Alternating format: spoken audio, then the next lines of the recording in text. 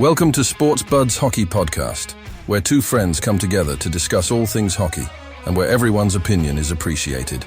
Please welcome your hosts, Merrick Zemp and Collin Simpson. Hello and welcome to Sports Buds Hockey Podcast. It's Season 3, Episode 22. My name is Merrick Zemp, and with me, as always, my buddy Collin Simpson. How you doing tonight, Simps? Doing good, man. Doing good. How about yourself? Oh, I'm fantastic. What a game. Tonight, I thought, you know what? Why don't we get together and chat about the greatest hockey team in the world, the Edmonton Oilers. What a game they had. It was absolutely fantastic. Never in doubt.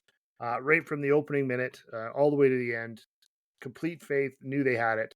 It was just, it was an amazing game. It was great to see them actually put a good effort together. Yeah, it was an exciting one. There was definitely some action right from the get-go. There definitely was not two teams who were going to sit back and play cat and mouse, even though it was best out of three. You don't want to be that team that gives anything up. Edmonton decided to go with what their strength is, and their strength is all-out attacking. Let's not just sit and hope on a road game. Take it to the other team, and we already knew they already put the Kings on the back foot from those two games before. So go for the jugular at that point. There's no point playing around, especially when it fits into your style. And they came out flying in the beginning. They had 15 shots. It feels like in the first 10 to 15 minutes of the game. It was just if it wasn't for the great goaltending, it was probably almost done in the first period. Yeah, Bouchard with a huge chance at the beginning. I know it was 9-0 for shot before before LA finally got one on the power play, and it was nothing of a shot. But they came out guns blazing the way I think all of us have kind of been expecting Edmonton to show up and play at some point, but we've sure been waiting all year to see it. So I really like the Lions. I thought they delivered. It wasn't. The beauty of this game, the biggest part was that it wasn't just a McDavid-Draisaitl show. You can always, everybody just points back, well, yeah, they won 4-2, but McDavid had 3 goals and an assist, and Draisaitl had 4 assists. Like, it wasn't that kind of game. It was everybody chipping in. The first goal of the game actually was by the Kings. It was in the second period on the power play, just won a drawback and a nice tip in front by Kuzmenko. But you still felt like the Oilers were just biding their time. They were going to keep getting their chances, and they were going to get that goal. And then Evander Kane came back and scored, I think, like 5 shots later to tie it up and send them into the third period, where the not overtime, but the game-winning hero, of course, was Mattias Janmark. That's right, 2 goals all year for Mattias Janmark. One off his rear end, and the other one into an empty net. Those were the only 2 he managed in 78 games this year. And of course, he's now got 2 against LA in the first round. Yeah, it's what we kind of expected. I think it was more of the same. Janmark to score? No, definitely not the Janmark scoring. That's definitely not the same. I mean, the sense of the Kings looking tired. Yeah. And it just showed more and more as the momentum built. Even like the goal for Kuzmenko was really against the run of play. It's not for a power play. They probably not getting the chance. It just felt like not even a matter of just Edmonton skating so well. Every pass, every puck pickup, the details that LA are known for being great for, because they're not the highest talented team, but they usually get all those small details right. Little tiny passes 4 feet from each other, should be simple stuff. Was going off a stick, was bouncing over there, was going this. They just didn't look right. And the Oilers realized that. They were smart and said, you know what? If they are that tired, let's go. Let's get at them as much as can. And all you did was tire out the goalie at that point. And he still played well the rest of the way. Kemper had a good game. Yeah. It could have been a lot worse. But it was never in doubt. And like these games have been so close, you didn't know which direction any game was going to go. But it was not even close, in my opinion. Now, don't get me wrong.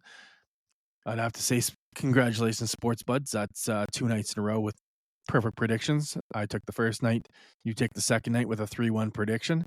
I did, in fact. So, everything's kind of come to fruition into the truth of what we've been kind of seeing. And the script keeps getting played the way we are seeing it and how we think it's going to happen. And I got a question for you, though. when we talk about them not quite executing on the plays, not quite doing as well, not quite doing any of that stuff for LA, I noticed that you were seeing Hellenius, you were seeing Brant Clark, you were seeing a bunch of the guys that they've been talking about with 1.5 minutes of total ice time in a game and 2 minutes total ice time in a game and all didn't play after the first 5 minutes of the game, that kind of stuff. It felt like I was seeing those guys more often. So if we're leaning on some of them being tired, are we also leaning that perhaps Hiller really doesn't trust those guys and that's why they're not getting played? So now he was playing them because the rest of the guys were tired, and you're seeing them just not make the plays. Yes and They're not no. making those plays that the other guys Yes could and have. no. I definitely, one of the things I did notice was on a power play later on in the game. LA had a power play, and I was seeing Clark on the power play, and I caught another guy I didn't really know that well on a power play, and I was like, wow, like, you guys need a goal. You're behind. You've got a power play, and this is what you got out there. Like, how can your guys not go 2 full minutes like McDavid and Draisaitl are going to do when you need a power play goal? Like, where is a top line? And yes, you can talk about some of these other guys having to get more ice time because maybe you went too top heavy in the first 4 games. But at the same token, it was the Fialas, it was the Kempe, it was these guys that are absolutely stalwarts on making the game look easy, and they couldn't make a pass to each other. And this isn't don't I'm not taking away from the credit from the Oilers who were putting pressure on because they had a higher tempo. These were passes all by themselves. Like a simple pass across the ice. Oh, there's a guy. Let's make a breakout. Nobody honest, no pressure, fumbled, missed, this, that. They look tired. To me, that's what happens. It's not like it's a lack of skill. These guys can all make that pass normally 1,000 times, but they're missing them. And I believe it's just because they look exhausted. And every little play is just too much on them. Then you add on the other team kind of buzzing around, and it gets even harder. And then you're, next thing you know, you're behind in the game for once. And it gets even harder to come back. I see no way for LA. There's only 2 games left. And yes, anybody can still win it. I just don't see a way for LA to crawl back into this. I'm 80-90% sure that this is over next game. Yeah, no, I agree with that. I mean, I think that, and I mentioned this in the first couple podcasts about this series. This was a team that came in. They didn't have Evander Kane for the first game, and then obviously game 2 when he returned, he hadn't played in a year. You just got Hyman back. You just got Draisaitl back. You just got Wallman back. You're just making up the lines again. You're trying to juggle. Like the last month of the season, Kapanen was on the first line. You had Max Jones was all over the place. You had like these guys were all over the lineup, right? You had Connor Brown was your first line right winger. You had like this is kind of what was going on up until the playoffs. So then all of a sudden they got them back together and had 5 new players, 6 new players on game 1 of the playoffs or game 1, game 2. So then once you see that, now they're starting to settle in. Like I think Draisaitl, McDavid, and Perry is going to stay together. I think Kane, Nugent, and Hyman's going to stay together. You're seeing good work out of Janmark with Arvidsson and Podkolzin. Like that's a pretty solid 4th line, if that's what you're going to call them, or 3rd line. You got Henrique with Brown. Like these guys are playing well together and doing what they need to do. And I think you're starting to see some real continuity between all of them. And you can leave that top line together because all the lines are actually causing problems. All the lines are actually getting chances and making plays. And they were swapping Perry and Hyman a little bit in that game, Yep. kind of double shift, and it's just so it gives a bit different looks, just with those 2 lines. And I think that did kind of help a little. I think that's the type of role. Those are the type of players who you can flip lines a lot easier than trying to take skilled players and switch them lines up. I think they just, because your role is the same. Like you're not so dependent on what the other guy is doing from a perspective of where is he going to see me for the shot, or where is he going to go to get a shot? So I throw in the pass. My job is to go to the corner, battle, and get the puck, right? Or get to the front of the net. So it doesn't really, you don't even care who's on your line. So well, and they've got a lot of familiarity too, right? yeah, Hyman's played a lot of time with those guys, so they know correct. where to find him. They All can that swap too. out, but it's he's just still that role. He's been banging. He hasn't got like he's got 1 goal so far and a couple points, but Hyman has been. I think he's 2nd in the league in hits in the playoffs. Like Correct. he's crushing people. that's because you're also hitting one of the most old, tired teams I've ever seen in my life. I think I could hit them just accidentally skating by one of them right now. Doughty looks like he's going to pass out. Gavrikov looks like he's completely gassed. That team they're going to get hit a lot the next game. I mean, a lot. I've coached 10-year-olds that I think you would struggle to hit, Sims. So even though I know they're old and I know they're tired, but No, I think we are they're too. done. So I'm just saying that's not Hyman doesn't get that many hits. The hits they're getting are on an old, tired team right now. yeah, They're late. Some of them are, I say late, but not like as late as a penalty. But I mean late as in the sense that the guy's finish just your not getting check. out of the way. It's the playoffs. You finish your Yeah, check, he's not got the energy to when he gets the puck out. He's already in a position of just desperation to well, I move the think puck to get that's themselves a big caught. part. If you have to commit to the pass, if you have to commit to ringing it, you're going to get hit for it sometimes. Correct. And I think they're slowing down, so they're not able to make the play and then quickly turn out of Correct. the way. That's exactly it. They have to commit all the way to be able to do it. And that's where I think that's why you're seeing more and more and more hits connect, because I believe they're just not moving the puck fast enough. They're not doing these simple things, and they're getting their themselves cleaned up. And what it does is it makes you even more tired, right? It's like a domino effect. The more tired you are, the more times you get hit. The more times you get hit, the more tired you are. Well, I like that. It's not good. I like that Hyman's involved and he's hitting. Obviously, you've got Frederick, you've got Kane, you've got Henrique is hitting a lot. Like all of these guys are making those plays and putting in the work. And it's like you said, it's wearing them down, and I think it's doing a really good job. So the empty netter was Nugent Hopkins, kind of just a reward, I think, to a certain extent for having a good game and doing well. So another point for him, and Leon and Connor actually got an assist on that, so they kept their streaks going. I heard a stat today: Draisaitl, McDavid, and Bouchard, the three of them, in 22 games, right? 22 games, their last 22 games against the Kings in the playoffs, have 115 points. Three guys in 22 games. Between the three of them, they're averaging 5 points a game. And part of me, though, is like, how good is that? Yes, but how bad are the Kings then? If you're second in the division. Yeah, but if you're not saying that against these other teams and you're only doing it against one team. Oh, they're just talking about this one. They haven't played everybody else as many times. No, I don't think they've ever played anybody else twice, have they? No, in the last few years. Yeah, they wouldn't have. But either way, you would still say if you were 5 points per game, you still 5 points per game, one series or two series or three series per game. It's not just a total of how many points. Well, they're probably pretty close because Bouchard's 1.1. I believe McDavid's about 1.5, 1.6, I think, for the career. And then I think Draisaitl's like 1.4, 1.52. So, I mean, they're probably 4 to 4.5 cumulative anyway, like averaging. So, but yeah, just it's crazy stats for these first rounds against the Kings. Yeah, so. But they're also the type of team, though, when they beat teams, they pile up. And then it is just the same players who get points always because they're on the ice a ton too. So, like, I get that. But, like, if you're just piling up points on teams, that's what they do. The same thing. They're not piling up points, Sims. They're piling up wins. That's points. Right. This is wins. This is 15 wins in the last 3 I guess my point is how many did they get in the first 2 games? Did they get their 5 points a game in that game? Probably not.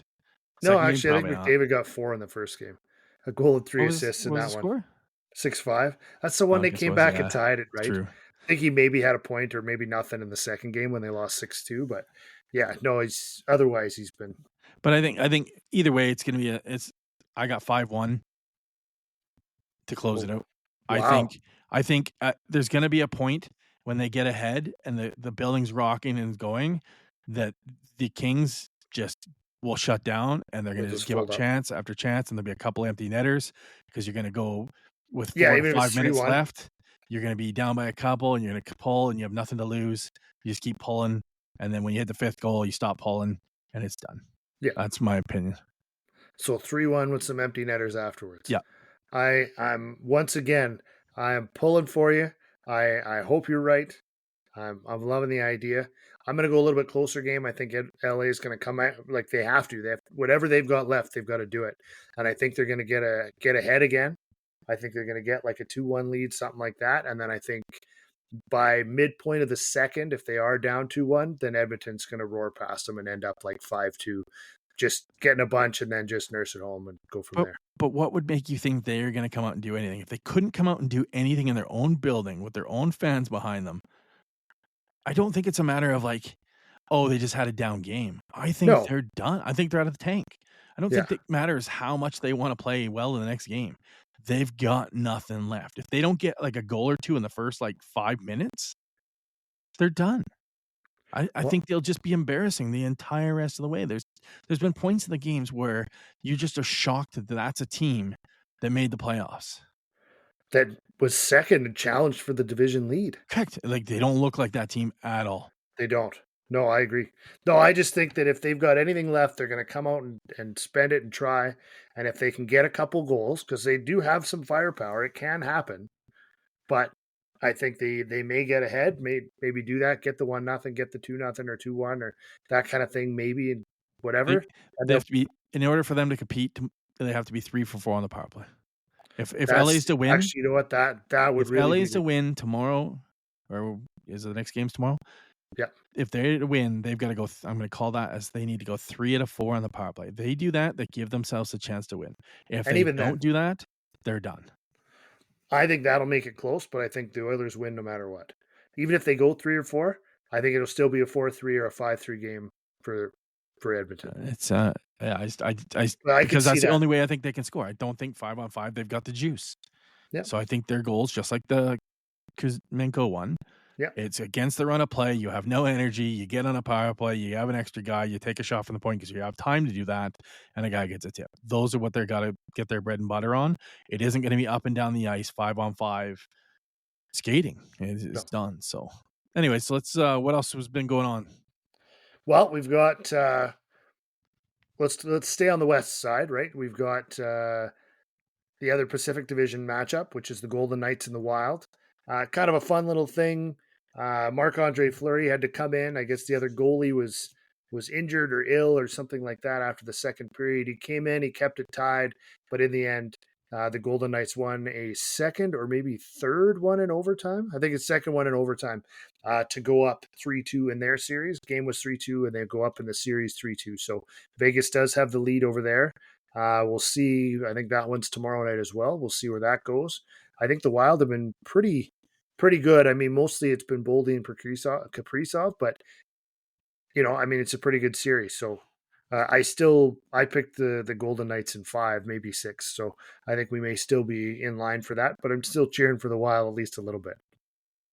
Yeah, it's kind of what we expected, I think, in the sense of we didn't expect maybe the Wild to be as strong as they've been, but at the same token, we were kind of expecting a lot of these 1-goal games down the stretch to be going the Golden Knights direction, just due to the depth.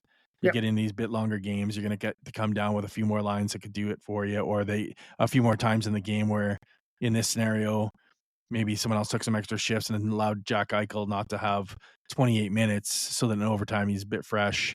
Yeah. So I think that's what's going to happen. The depth will continue, like we've talked about, and they will close on it. Well, and you see it, right? You got the Boldy Kaprizov are going crazy, but if no one else is pushing and no one else is challenging, yeah, you can kind of just ride them out and go from there. So on the other side, you had the Jets and the Blues. The last time we talked about it, I think the Jets were up 2-0, cruising their way there. Of course, that went back the other direction. Both St. Louis games in St. Louis were won by St. Louis. So, really good. They got another one tonight. The Jets won again back at home. So the home team is still holding court in that one as well.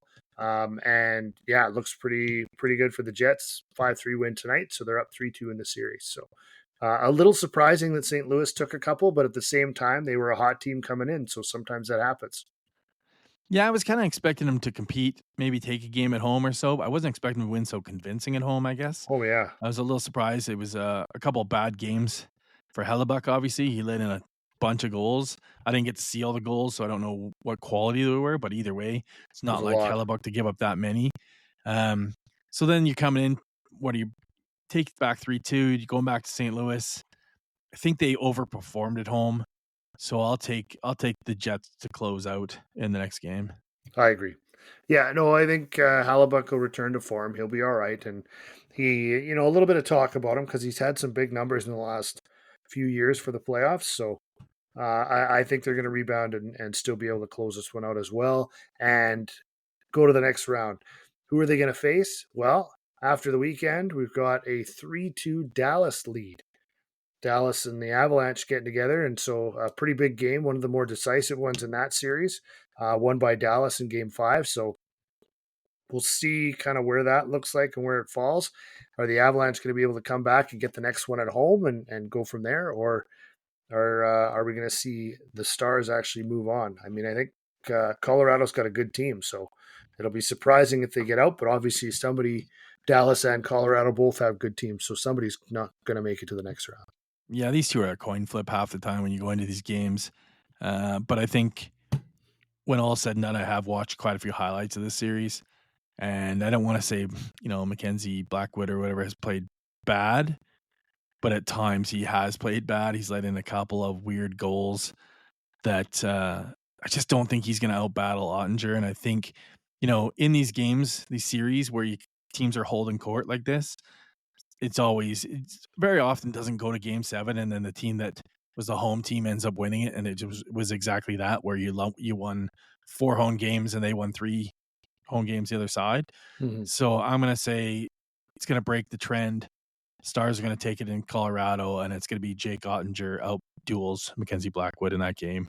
He may have to make 39 saves, 40 saves, but he'll do that, and the Stars will walk through. I think McKinnon's going to push it, and I still think the Avalanche are going to end up winning this series. So I think they're going to win the next 2 and go from there. So let's go to the East. On the East side, we'll start with the number 1 seed, the Capitals, playing the Canadiens. So they played tonight. It was a 4-1 win for the Caps, which provided a 4-1 win for the series. So we kind of expected. I mean, Montreal was happy to be in there. They showed off some offense.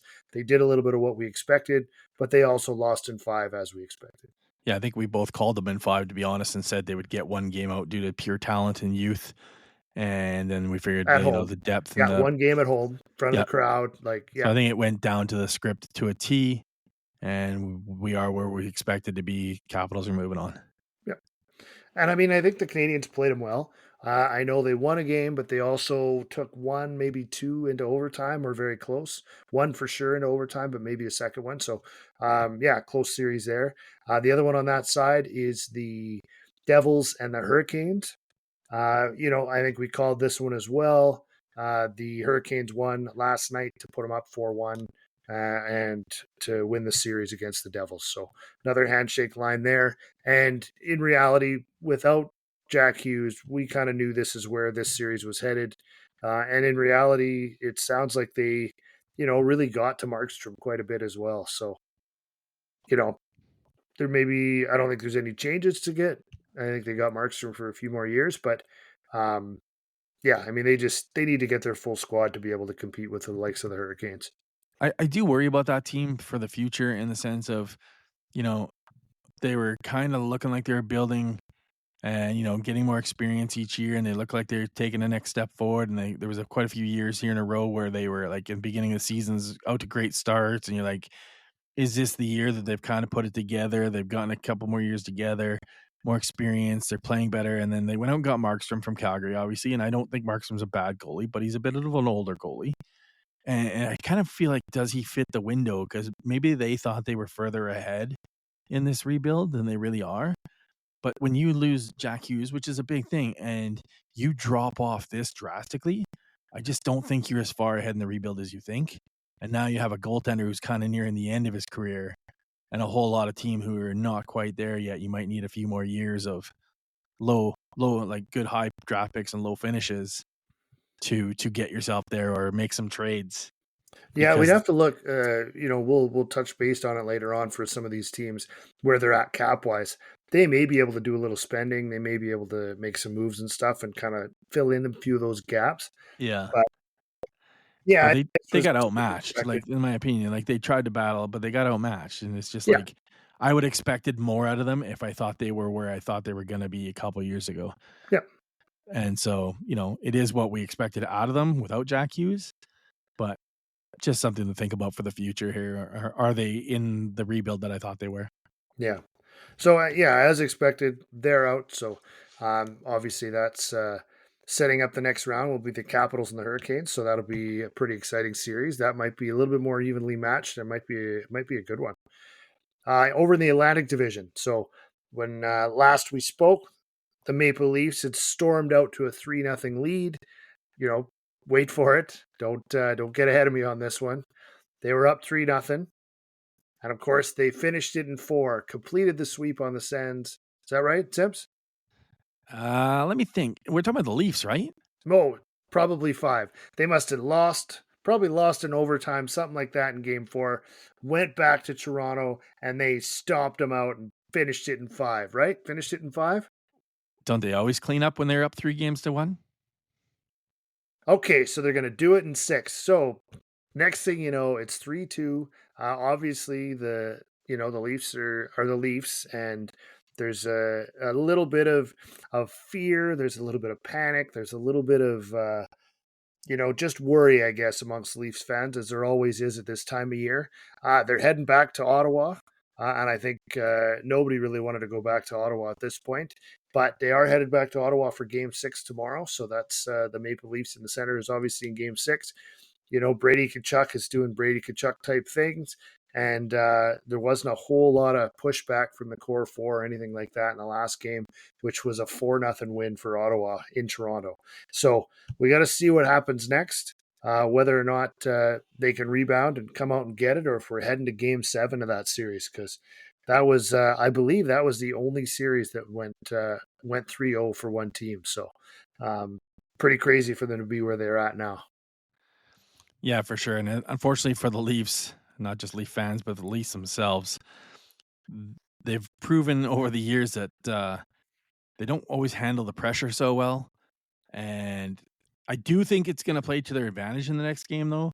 And I only say this because I think they'd be worse off being at home in the next game, because I think being in Toronto, there's a ton of extra pressure to close out. I think being on the road, obviously not a long way away, but it's just on the road, a little less expectations. Yep. It's not such a, if we screw this up in front of our fans, there's just more pressure being at home to make sure you don't lose another one. I think they're actually going to take this one. I think Ottawa will come out flying. I think everything like that. I think special teams, I think maybe Ottawa might come out too flying. They got a lot of guys that toe the line. So there's a chance that they take maybe a penalty or two they shouldn't. I think the big guns, there's a little less pressure on power plays and stuff like that compared to 5-on-5 play. And I think Nylander has a big game. And I think that they take tomorrow night's game and they do close it out. I wouldn't want to be a Leaf fan if they don't. Oh, man. Because, you've already had enough years of 3-1 nightmares, up 3-1. Couldn't imagine blowing a 3-0. I think the team would have to take like a year out of the NHL just to regroup at that point. Yeah, there's nobody actually pulling for relegation, but you start to wonder if somebody might volunteer. When it comes to this one, I think I think they will close it as well. I've seen a lot of stats about their record over the years, and you only hear about the Leafs because they're the Leafs. But like they're 1, and I think it's now 1-13 in their last 14 series clinching games. Their power play in those games is 3%. These kind of things. And for all the talk and for all of it, just matters they come out and do it right now. Because the fact is, they're getting themselves in the right position. And yeah, they're still losing sometimes and whatever else. But how many of those teams would you rather have a team that's 1-13 or a team that's never even had a chance to clinch a series ever? Correct. Right? Not making the playoffs or getting swept every year or going down in 5 or whatever. I mean, yeah, as much as you can complain or you can, as a Leafs fan, it's tough to watch them lose. And as an Oilers fan, I can assure you I had a decade to watch my team lose, and playoffs were a dream. I would have loved to have gotten swept in the first round for one of those years. But yeah, I mean, you'll see the guys will show up. They'll do what they need to do. And I think they'll get her done. Like it's, all those stats are fine, but every year's different. This guy was hurt. That thing was going on. Like to just lump it together, and it's just tough. They're too good a team every year for that stat to continue to go down that line. Eventually, it's going to start turning the other direction. Yep. Right, just because of the talent, and I think that'll be tomorrow night. Will be the start of that. I've said for the last like 2 years they need to get away from a first round matchup with their nemesis, the Lightning, the Panthers, the Bruins.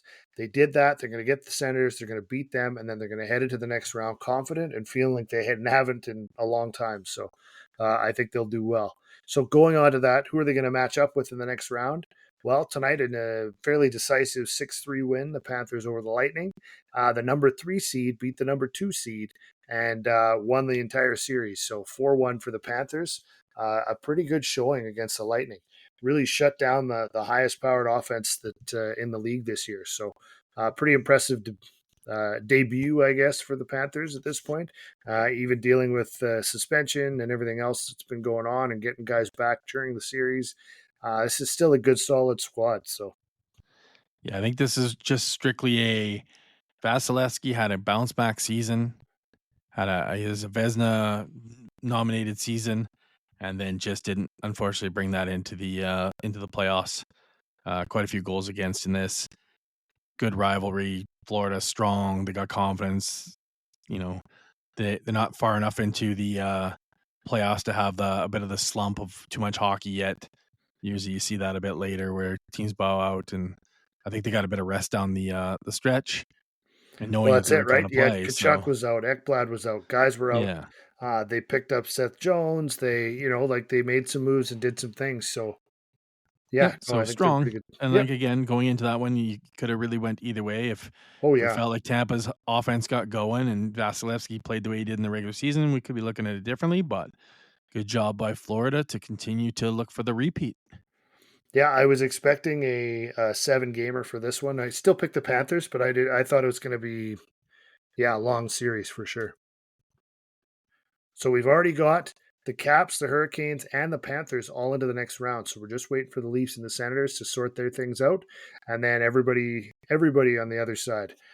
We've got 3-2 matchups for everybody, so we're only a couple days away. We'll see if the game 7 starts showing up here, or if people can start closing them out. Looks like we've got 3 series tomorrow. The Golden Knights, Wild, Stars, Avalanche, and Kings, Oilers on the west side, all trying to close up series. And then obviously we talked about the Leafs. So now that the Jets and Blues are 3-2, it's a little bit more exciting for that as well. So it's going to be a good close and a good weekend. We see how it all runs down. Yeah, I'm definitely looking forward to hopefully seeing a couple of game 7s in there for sure. They're always fun to watch, so make the weekend a little more exciting. Not the Kings and Oilers. That one we want to be done with. Yeah, I don't see that one there, so it'll be, which is fine because the other games, there's some of those other ones that I'm not that keen on, but like just like anything, even if it's two teams you don't really like, seeing a game 7 and maybe like a game 7 overtime, don't matter who's playing at that point. That's just always exciting as a fan. Yeah, I haven't watched a lot of the other games, obviously. Just I focus on the Oilers, but yeah, Jets and Blues. I was watching a bit tonight. Avalanche and Stars. I've watched a little bit of that series. Like it's pretty good stuff. So it'll be if we can get a game 7 out of one of those series, that'd be fantastic. All right. Well, I want to thank you, Simps, for a great talk tonight. Lots of talk about the Oilers, and we, as Oilers fans, we appreciate you slowly turning that card over, slowly coming to the right side. We may have to change the logo or anything on the Sports Bud, podcast logo. Get rid of the red, just go all blue because I know you're loving it. But I do want to thank you for all your talk tonight. It's been a really good talk. Yeah, I'm just on board the Titanic of the Oilers, and yeah, I hope it all goes well just like that. Just trying to avoid that iceberg. But unlike the actual Titanic, we would probably hit it head on. So maybe that would be better. Maybe it wouldn't. No, All it's right. been Thank you, fantastic. Sips. I want to thank everybody for listening. We appreciate you coming out and taking a little bit of time to listen to us. Obviously, you can find out more about us on sportsbuds.com. That's sportsbudz.com. You can also find us for the actual podcast on Spotify, Google Music, Amazon, Apple, pretty much everywhere. We're all for those. We've also got all our other social media going on. We're on Instagram, we're on Twitter, Facebook, everything as well. So yeah, don't forget, drop us a line. Let us know, right? Tell us if we got something right. Tell Simps all the things he got wrong, and we'll go from there, and we'll do a great job for you every chance we get. Thank you, Simps. Have a good night. You too, buddy. Take care.